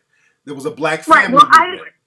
So I apologize for interrupting. But in our world, there's always been a Black family movement. Everything Black men have done in this country to move forward, we had you along with us. So now in the 60s, y'all ventured out to Black feminism, where it's just about Black females. So what made you do that? What made you make your issues as Black women more unique than the experiences of Black men? Well, let me say this, also to clear it up. It's never been, an us versus Black men, or we're not getting X, Y, and Z from Black men. Like, when I look at Black feminism, I think that, what we are combating is, the man, the racist power structure. That's what I believe. It's never been that Black men are treating us this way and they're treating us so horribly. Therefore, I'm going to identify as a feminist. Now, from my research, yes, there have been times when there has been sexism within the Black community, but comparatively speaking,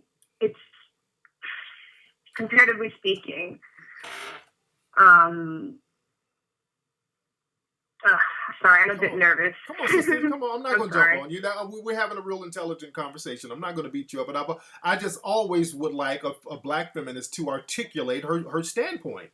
That's all I ask, is that for them to articulate their standpoint and just show me where you're coming from. Because in theory, what you're saying sounds cool in theory, but we all know in practice, Black feminism has been very critical of Black men. Extremely. It has been critical. It has been critical of Black men, but not without certain justification. And this is also not to say that Black women on our end, that we're not screwing up, because we definitely are.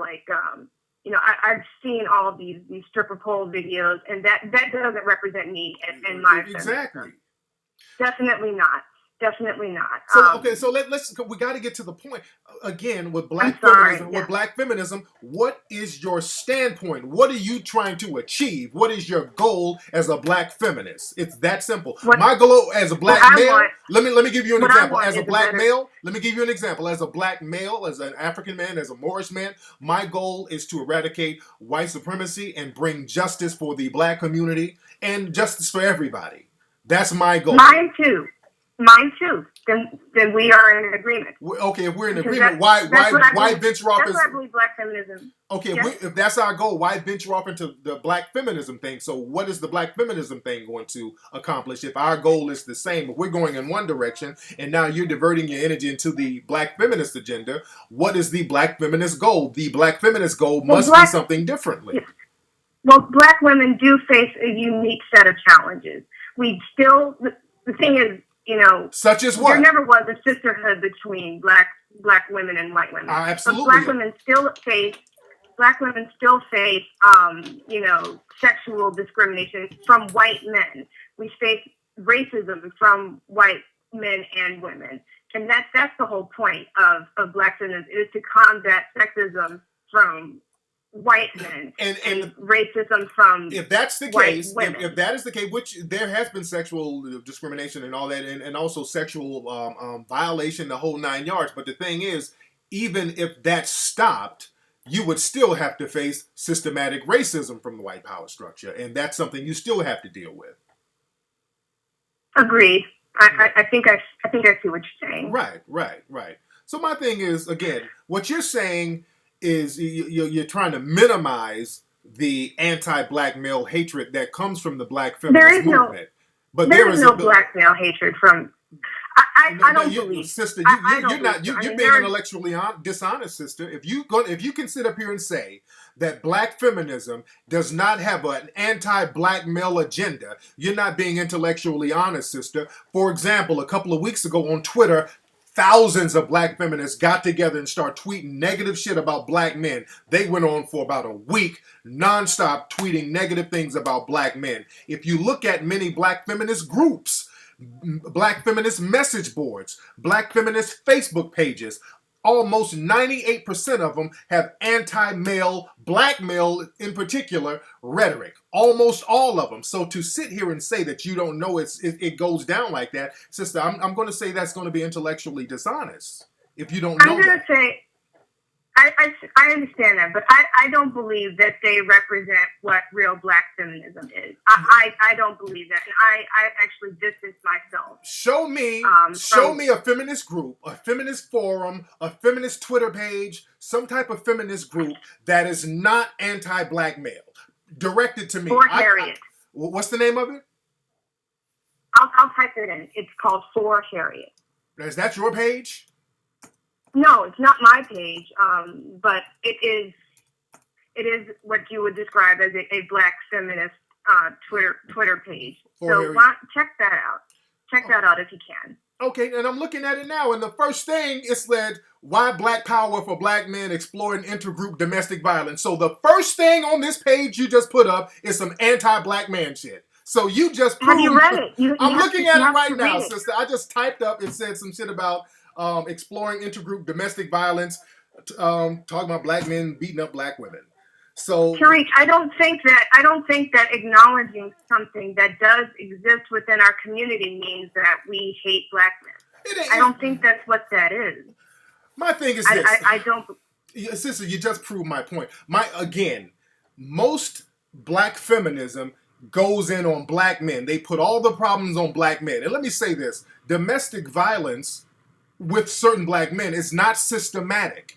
Again, that's an individual thing, because if a black man is accused or convicted of beating a woman, or any woman, black woman, he's going to get punished. Other black men are not supporting that domestic violence. So it's not a systematic thing. It's an individual thing. If a sister got raped by a brother, that's not systematic. That's an individual thing. So all brothers can't be to blame for that. We can't be to blame for the Ike Turners out there and dudes beating up women, because we don't co-sign that. So that's my thing. Y'all try to make it seem like it's systematic, just like racism is systematic, because you need a whole community of people to contribute to it. Just like with the Zimmerman situation, there were a whole community of people that contributed to him killing Trayvon Martin and getting off for it. There is no comparative system with black men contributing to a system for sisters getting raped or sisters getting beat up. And that's what black feminists do not point out. And that's why I say a lot of black feminists have the same ideology as white right-wing racists when it comes to black men. That's why I can't co-sign black feminism, because they have the same racist ideology, because they need white racism in order to thrive as black feminists. Well, I mean, my issue with that statement is, well, if there was no white supremacy, there would be no need for black feminism, because it all starts with white supremacy. It's not like we're sitting in some back corner of black women and white men, and how can we destroy the black man? That's not true. Absolutely. And I think it was interesting. You mentioned Rebecca Walker, yes, but her daughter, Alice Walker, excuse me. Right. Her daughter, Rebecca, is also a feminist, and one of my feminist heroes, if you will, and she's married to a black male, happily married to a black man, but she still has her feminist, ideology. Who is so this? It's not like, who is this? Who is this? Yes? Who's the feminist? Rebecca Walker. Can you hear me? Alice Walker's daughter, right? Yes, her name is Rebecca. Yeah, but she can't stand her mother. Her mother was a well-known feminist, and she can't stand her mother. Said her mother was horrible, which I believe. Right. Yes. I read the book, Black, White, and Jewish. The relationship between Rebecca and Alice is absolutely tragic, Absolutely. to say the least. Because again, and Alice Walker, that's a perfect example of what I've always said. The black feminists, they don't want to, because black feminists very rarely criticize white males. They very rarely criticize them. That's not true at all. No, that is very true. They at all. very rarely criticize white males. A lot of black feminists try to get with white males. Whenever you see a black woman talking greasy about a black man, usually she's either dating a white dude or dating another woman. And Alice Walker is not no different. She went in on black men, and she's sitting up there with a white dude looking at black men through the eyes of that white dude. And a lot of these black feminists, they have contempt for the whole black family. Not just black men. They secretly have contempt for the whole community. Alice Walker's daughter even pointed that out. True. That is very... so not true. Let's look at facts. Let's just go to... And I'm not trying to beat you up, sister. Name one progressive thing that a black feminist has accomplished in 50 years. One progressive thing. One thing that a black feminist has accomplished, a black feminist group, name one thing in our society that black feminists can say, this is what we have done as a group, this is what we have accomplished, this is what we have done for the black community, or hell, this is what we've done for our group. This is what we have done. One thing progressive. Black feminism is a change agent. That is the progressive thing that it's done. Change Black what? feminism brings awareness. It brings awareness to Change issues that are what? going on within our community and without our community. Change what? What have they changed? I said it is a change agent. Now, the thing about it, Tariq, is that no ism, be it feminism or any other ism can go about solving a problem. Not true. White feminism, they've changed things. They've changed laws. They've created tangibles. They've created workplace residuals. They've done all types of things. They've changed laws. The white feminist groups, they've changed laws. They've gotten money for their groups. The white feminists, they get stuff done all the time. They don't. The white feminists, like, all right. So let's talk facts here. Let's talk facts. Even with white feminism, white women still make considerably less money.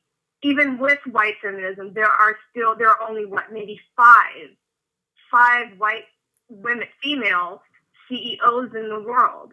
I mean, there have been some strides, but there have been some strides. But the thing is that's an issue with them. That's an issue within their community. That's an issue with that white feminism has achieved equality. Certainly not. It's not about equality. Certainly not. Not about equality, but they've made changes. They've made things. They've gotten things done. They've had an agenda. They've had a real agenda that's real, and they have real issues that they've tackled and that they've brought corrective action to. Like what? Like in the workplace, when women getting compensation for being pregnant, white feminists and groups like that, they've gotten corrective compensation for that. They've definitely done that. They've gotten all kind of benefits for white women in the workplace, for white domestic workers, all types. They've gotten things done. They've gotten laws changed. They've gotten a lot of things done because they have an agenda. They know who to target. And they go in there specifically with an agenda.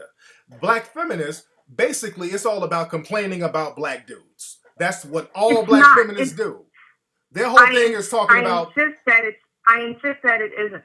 It isn't like, maybe some of these women that you're hearing from. Now you said, what's a change? What's a change agent? What's a change? You said black feminists are change agents. What's a change agent? No, what I said was black feminism is a change agent. What is that? That's what I said. What's a change agent? A change agent is a tool. It's a method that we can use to make things better for ourselves. And not just black women, period. The whole point of black feminism is let me speak for myself. Then.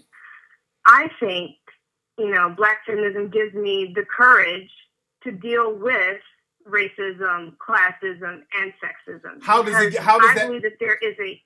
it give you courage? How does that give you courage when we've been dealing with it all along? Because I can look at the examples of my foremothers and see, oh, wait a minute. So they have actually gone out there and tried to make things easier for me. They've tried. Name a black feminist or black feminist group that has accomplished anything in 50 years. Ever since the existence of the term black feminism. The term black feminism only started in the 1960s. Before the 1960s, you cannot find the word black feminism nowhere. So in the 1960s, when they started using the term black feminism, what have they done in the last 50 years? Name one black feminist that has accomplished anything for the community or for the feminist groups themselves or for black women. Hello? Your question. Hello? Yes, I'm here. Okay. I'm here. Can you hear me? It got quiet. It got very quiet. Sound like my mic. No. I'm thinking about your question.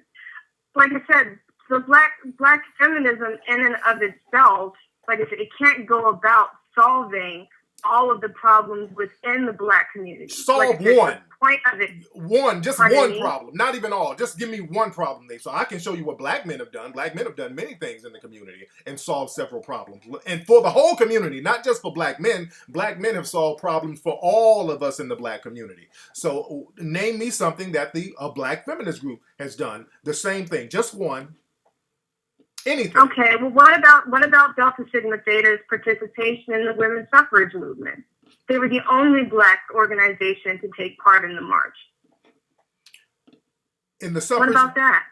Well, the thing is, back then, number one, they never took those sisters seriously back then. They really didn't take them women seriously back then. What they were trying to use when they got black women, because you're talking about the first wave of feminism. That's what you're talking about. You're talking about the whole Susan B. Anthony, Elizabeth Canton, Margaret Sanger. You know why they would wheel black women out? And let me school you, because obviously you don't know the deal. Back during the women's suffrage movements, they could really give a fuck about black women. They didn't care about black women voting and none of that shit. They started to align themselves with black women, and they started to bring black women around, not to include them inside the group, but they would kind of act like there was a minimal amount of camaraderie there, because what they wanted to do then, they wanted to introduce the eugenics program and Planned Parenthood, because they were going to convince black women that you should be sterilized. Look up the work of Margaret Sanger. These women wanted to... I already know it.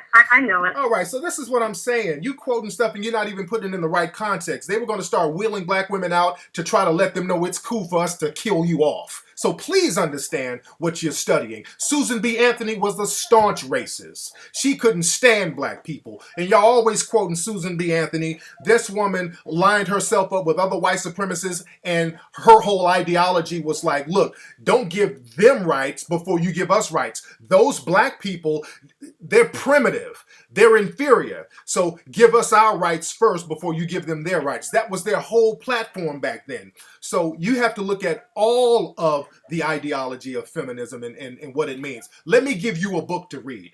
A very good book called White Women's Rights, The Racial Origins of the Feminist Movement. And it's written by a white woman, by the way. Please get that book, and that will give you some insight on what you're studying. And I say this because, again, I embrace my sisters who are just not, who are not thorough about what they're trying to accomplish. Now, I'm not sympathetic to the Negro bedwench mentality of a lot of black feminists who know exactly what their agenda is. They know that they're trying to align themselves up with the white supremacist power structure against the black males because they enjoy the little power that they get on an individual basis. I don't co-sign them, and I can't align myself with them. But sisters who don't know what the deal is, sisters who are just a little naive to the fact, I have no problem schooling them because they're still my sisters. You are still my sister, and I want to see you thrive, but I don't want to see you get the Jedi mind trick pulled on you by other black feminists who use your numbers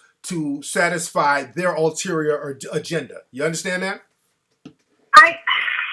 I see where you're coming from, but right. I just think that with some exceptions, I just don't think that you got the right idea.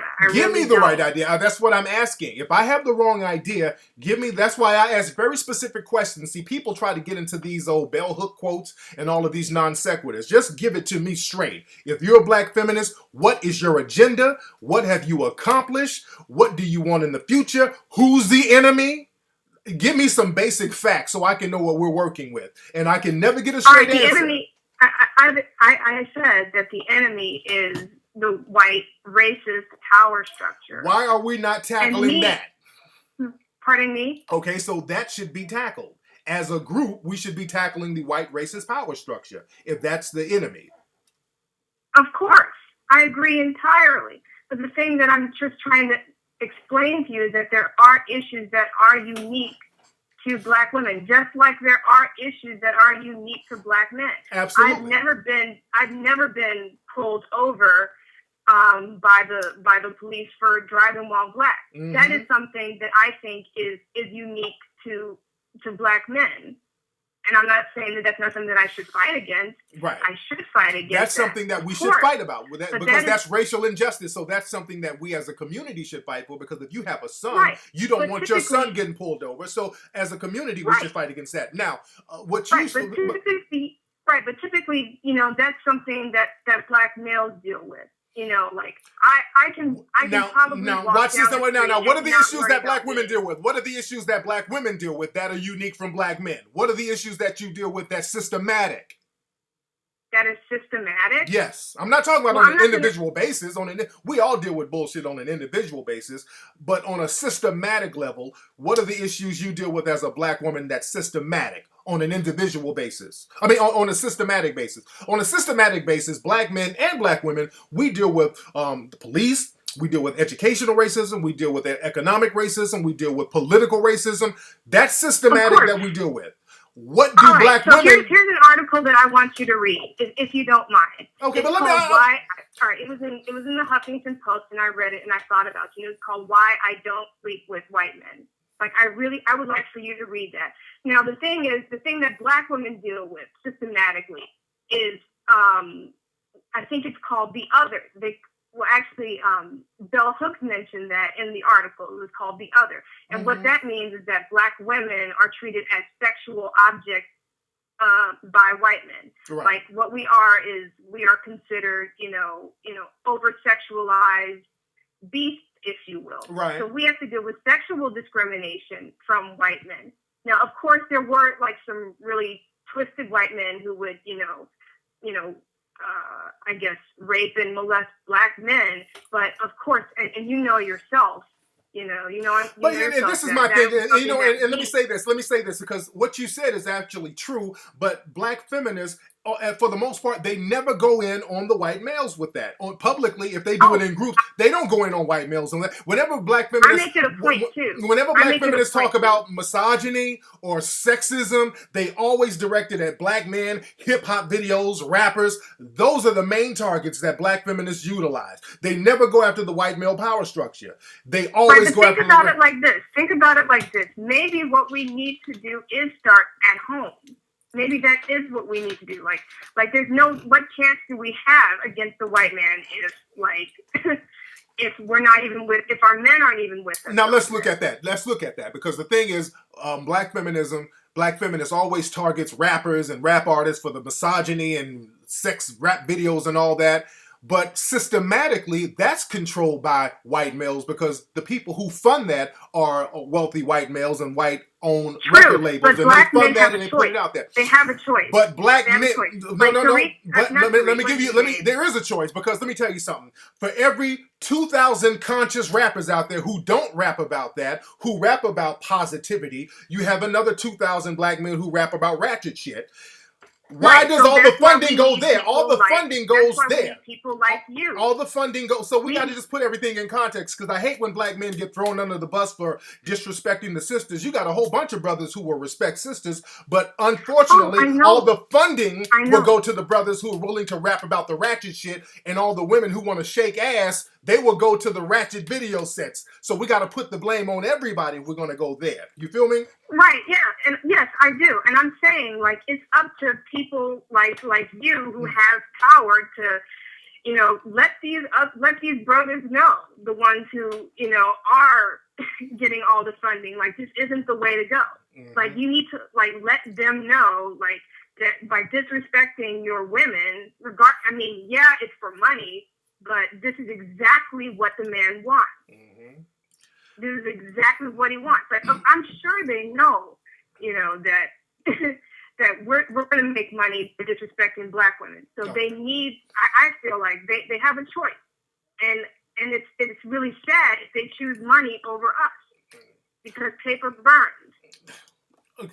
Okay, that's my thought. I understand it, but again, a lot of black feminists, they will regulate a lot of their criticism usually to black men, and their agenda is almost exclusively anti-black male, and they rarely say anything about specific white male power structures that are doing the real they're not oppressing. Black feminists. If you want my opinion, they're not opinion, black feminists. they're the most vocal ones. Like, I'm telling, they're the most vocal ones, and those are the ones who have to be called out. But anyway, thank you for the call, they need young to lady. sit down somewhere. Right. Yeah. Thank you for the call, young lady. Thank you for talking. All right. Okay. All right. We talked in circles right there. We talked in circles. All right. You can see she's probably playing with her big, bulky clitoris. Hilarious. Breaking Bad is, that's why I had to get off the phone. I could have went longer, but I'm looking at the time. My show is about to come on, family. Again. All right. And respect to the sister. She was very respectful, but she really didn't say anything new. She didn't say anything new, and she just denying the truth to say that black feminists criticize the white male power structure. That's not true. For the most part, black feminists do not criticize the white male power structure. They always talk shit about brothers all the time. The name of the book was called White Women's Rights, The Racial Origin of Feminism. Very good book. You there? I should ask her what she looked like, by the way. Anyway, y'all, let me get some music playing for Tariq Elite Radio tonight. We're going to keep the music playing so everybody can chop up gang among themselves. Go to Kickstarter.com, everybody. Go to Kickstarter. Donate to Hidden Colors 3 tonight. Kickstarter.com, then type in Hidden Colors 3. Donate to Hidden Colors 3 tonight. Get your t-shirts at TariqElite.com. Listen to MacLessonsRadio.com. We got Tariq Elite Radio coming up tonight, y'all. Here we go.